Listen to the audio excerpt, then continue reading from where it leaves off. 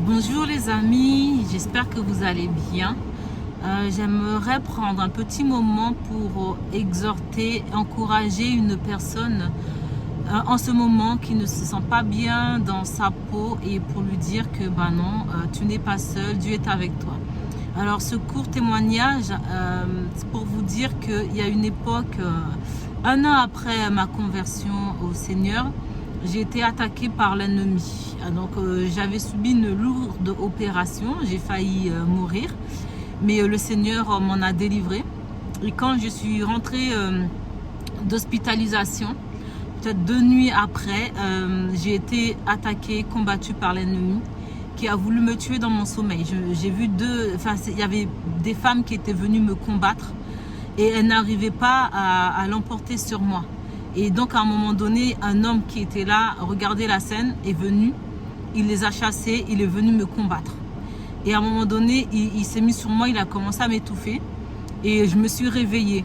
Mais sauf que ce que je ne savais pas, le combat spirituel qui avait commencé dans mon sommeil a continué dans la réalité.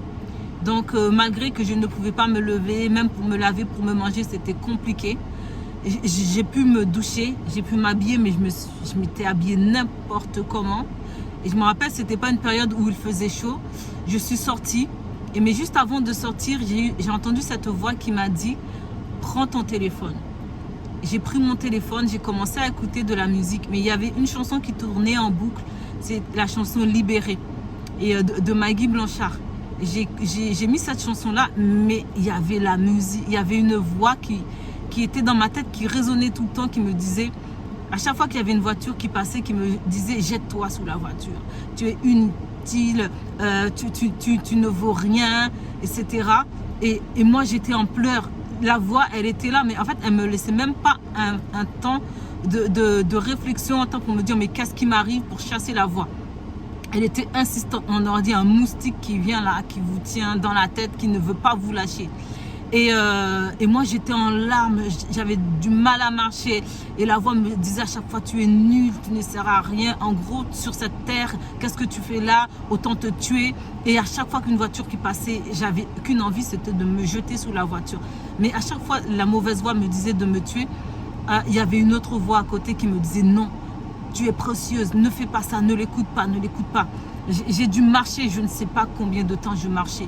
J'étais en pleurs, j'étais en lutte contre cette voix qui me disait d'un côté jette-toi et de l'autre côté cette douce voix qui me disait non, Dieu t'aime, ne te tue pas, n'abandonne pas.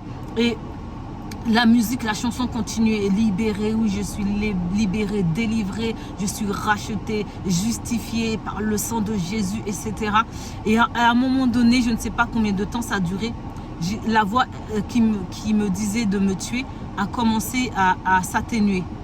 Et j'ai commencé à prendre conscience de la musique que j'écoutais, de cette chanson qui était vraiment, les paroles étaient profondes. Et j'ai commencé à réaliser que effectivement je n'étais pas seule, que j'étais libérée. Avant, j'étais dans le monde, quand je ne connaissais pas le Seigneur, oui, effectivement, j'appartenais à Satan malgré moi, même quand je ne le servais pas, même quand je ne faisais pas ses rites, malgré moi, je lui appartenais. Mais il n'était pas content que je donne ma vie au Seigneur et il avait comme Jésus, il a attendu que Jésus fasse ses 40 jours et 40 nuits dans le désert pour l'attaquer. Il a attendu que, oui, justement, et il est venu m'attaquer après cette lourde opération qui a failli coûter ma vie.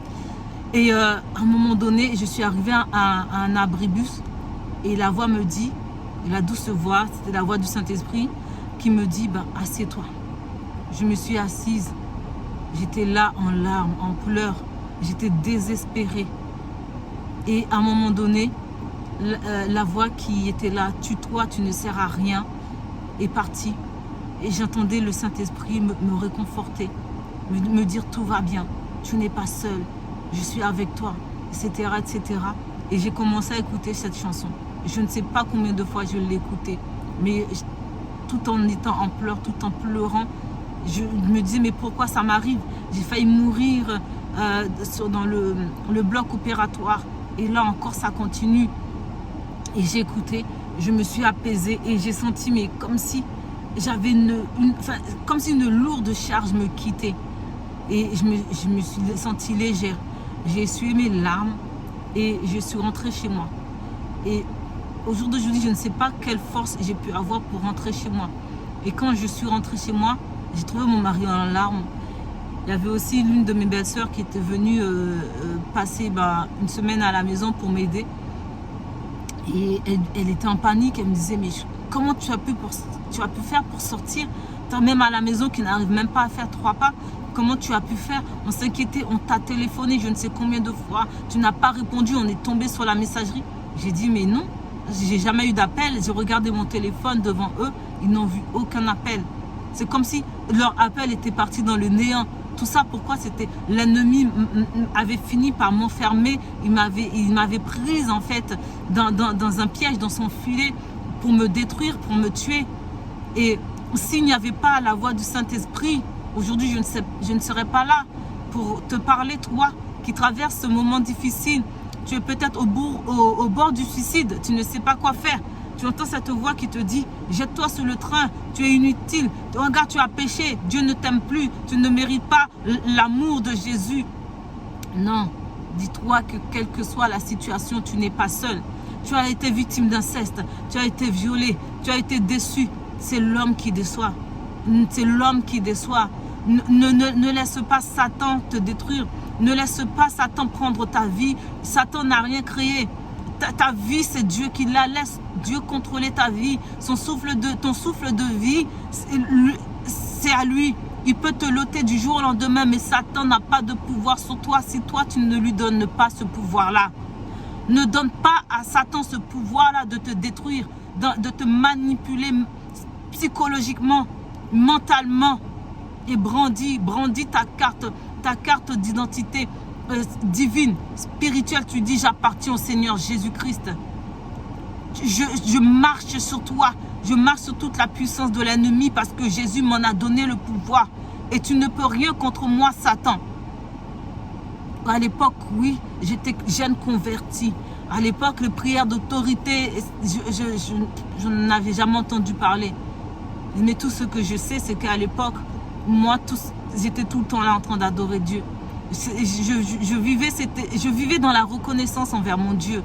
Dieu fait justice à ses enfants. Si tu t'accroches à Jésus, il ne t'arrivera rien. L'ennemi sera là, toujours là pour t'attaquer. Là, il est venu s'attaquer à moi en personne, en esprit. Mais toi, il peut utiliser ton mari, il peut utiliser ta femme, il peut utiliser ton enfant, il peut utiliser ton frère, ta soeur, ton père, ta mère, ton collègue de travail, ton patron, n'importe qui, même un frère, une soeur de l'église, pour t'attaquer, pour te détruire par des mauvaises paroles, par des paroles qui vont te rabaisser. Ne laisse personne prendre le dessus sur toi. Parce que tu as un Dieu qui t'aime, tu as celui qui t'a créé. Brandis ton identité de fille, de fils de Dieu. Fille et fils de Dieu, tu n'es pas n'importe qui. Ne laisse personne jouer avec toi, avec ta vie.